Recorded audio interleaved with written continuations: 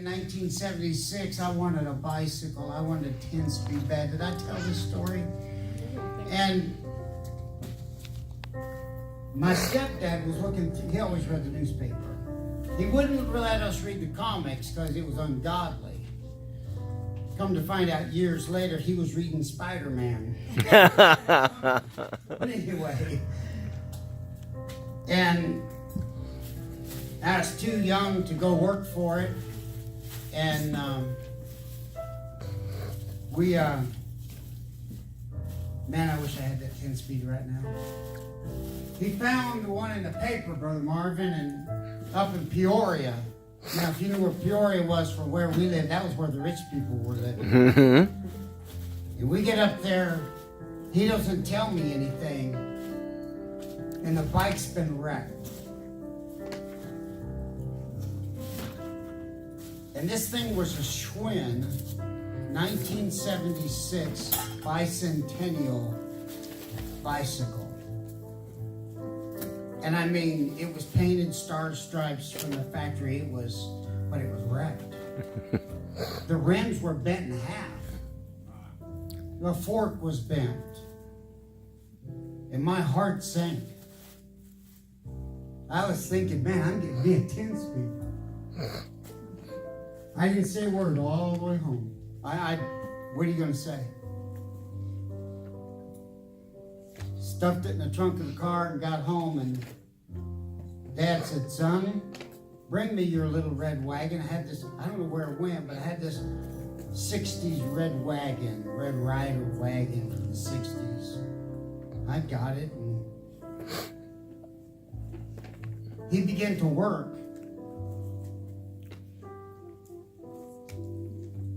On that bicycle. And he worked on that bicycle all night long.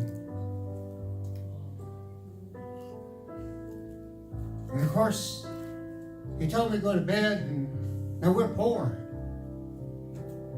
And them rims were expensive. That was a Schwinn. And he just kept working.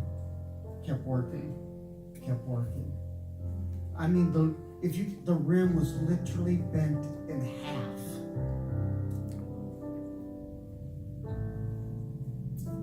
With crude tools, no vise, he began to straighten that.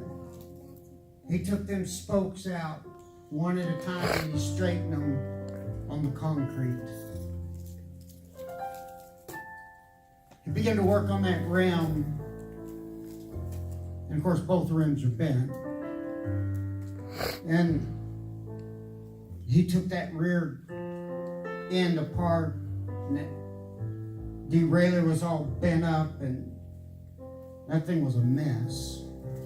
And all night long, I'm not kidding, he worked on that bicycle. You understand, this is my stepdad. But it's the only dad I knew. This guy was full of love.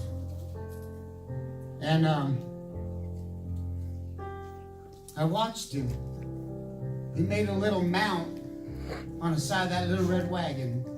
And he began to spin that. Got all them spokes back in there. He began to spin that thing, and he tightened them spokes up.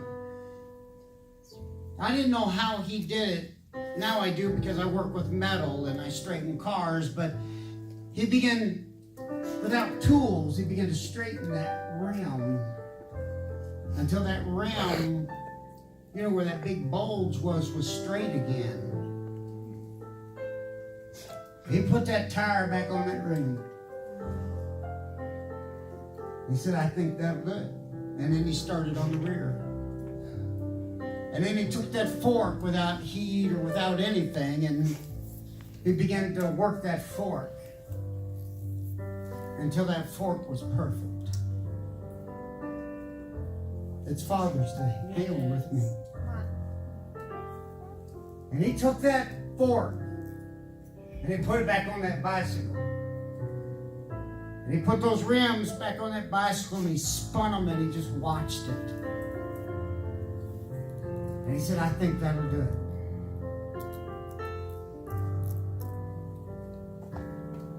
He said, go take it for a ride, son. About 3 o'clock in the morning. I take this 10-speed for a ride.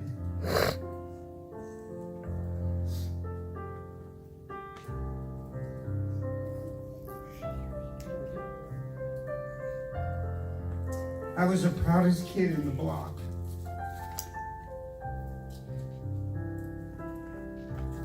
I was more proud of that bicycle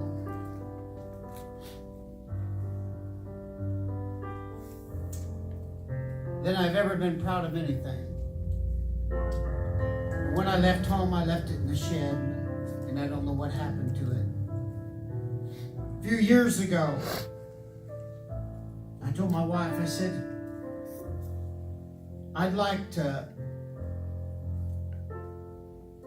buy me that bicycle as a memory. And,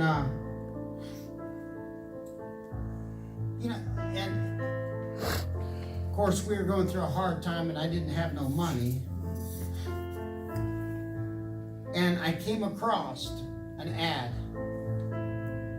Phoenix, Arizona, 1976 bicentennial bicycle, been wrecked.